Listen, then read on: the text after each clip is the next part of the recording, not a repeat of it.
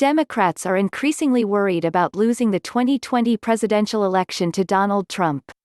The party is in seeming disarray from the botched Iowa caucuses and the failure of an electable frontrunner to emerge early in the primary season.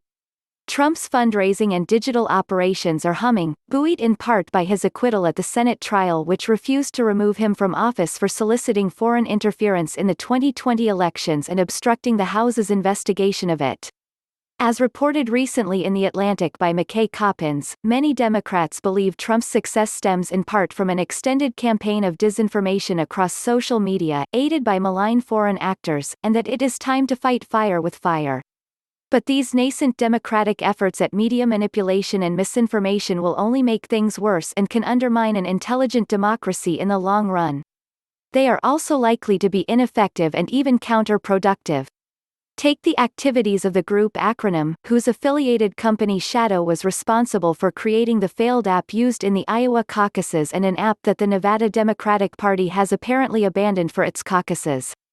Another affiliate of Acronym, Courier Newsroom, has set up what appear to be local news sites but are actually propaganda efforts aimed at creating content to be shared on social media to boost moderate Democrats. Acronym is taking advantage of the implosion of local news sites which occurred as social media undermined their business model. Classified and other advertising has migrated from these local news organizations to Facebook and Google, making many local newspapers unprofitable and thereby depriving readers, viewers, and listeners of accurate and trusted news sources. But rather than seek to recreate viable local news media with an emphasis on trustworthiness, Acronym's goal, according to an internal memo posted by Vice News, is create shareable viral pseudo-news content to boost its preferred candidates. Tara McGowan, CEO of Acronym, troublingly told Vice News that Courier journalists have full editorial independence. Asked whether they had license to report freely on Democratic politicians or were tasked with, as the document says, reaching voters with strategic narratives plus information year-round, she said, "I don't know what the difference between the two is." In other words, the goal here is promoting certain Democratic candidates and not providing fair and accurate information to voters when there is a conflict between the two. This kind of activity is of course fine for pure political actors but not for entities purporting to be journalists. It undermines the activity of journalism and makes it more difficult for voters to separate truth from fiction.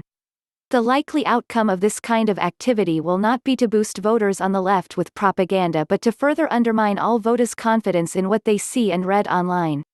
The situation is reminiscent of the old used car market as described by Nobel Prize-winning economist George Akerlof in a 1970 article called The Market for Lemons. The idea is that when one goes to buy a used car, one does not know if it is a good used car or a lemon. So a buyer will pay less for the car, discounting the price for the probability it is a lemon. The depressed price drives more good used cars out of the market, putting more lemons on the market and further depressing the price. While middlemen like CarMax may have solved the used car problem, we have a similar market for lemons dynamic occurring with reliable information.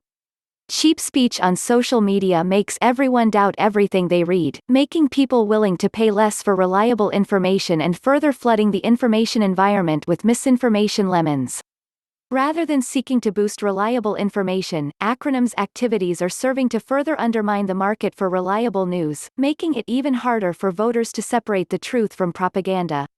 Acronym's activities are not the worst of what we have seen from Democrats.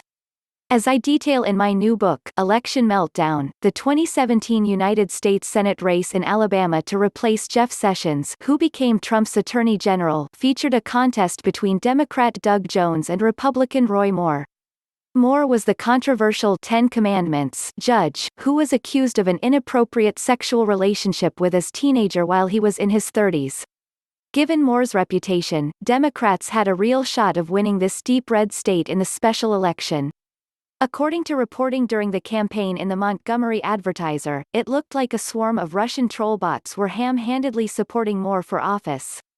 It turns out that this was one part of a six-figure effort of a pro-Jones group, American Engagement Technologies, working without Jones' knowledge or support, to try to suppress the votes of 50,000 moderate Republicans by getting them to stay home rather than vote for Moore.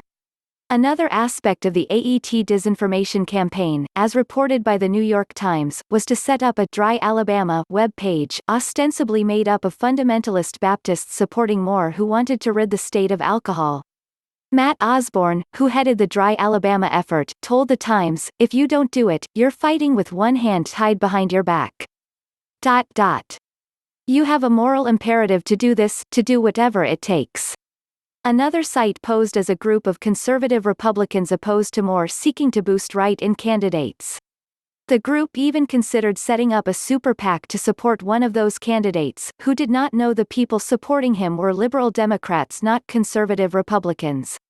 As Dartmouth political scientist Brendan Nyhan has explained, it is difficult to say whether AET's tactics actually suppressed many votes or affected the Jones-Moore race, which Jones won by about 50,000 votes. But Nyhan says that such disinformation tactics tend to decrease public confidence overall in the veracity of information seen online, and help create an atmosphere in which everything is mistrusted. Democrats and those allied with Democrats should not be engaging in activities meant to further undermine confidence in the remaining sources of trusted information. There may seem to be a short-term political benefit to the tactic if it could convince people to vote against Trump, but the effort could easily backfire as Trump points to fake news attacking him that is actually fake. The effort will be counterproductive by allowing Republicans to make an "everyone does it" argument, neutralizing attacks on actual misinformation. More importantly, if we are to be a society in which we make intelligent, informed choices about our candidates and democracy in the long run, we need to rehabilitate, not debilitate, trusted sources of news and information. In this case, fighting fire with fire could lead to the whole house burning down.